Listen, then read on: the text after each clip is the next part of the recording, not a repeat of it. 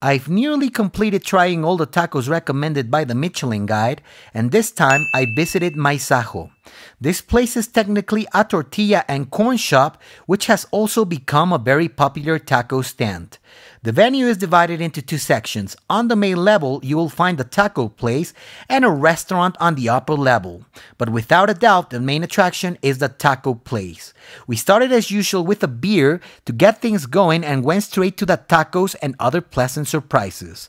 First up, we had this Brisket Costra, which they tell me is similar to suadero but less greasy, and oh my god, it's a feast for the gods. Next, we tried one of their most popular tacos, the campechano with ribeye and chorizo.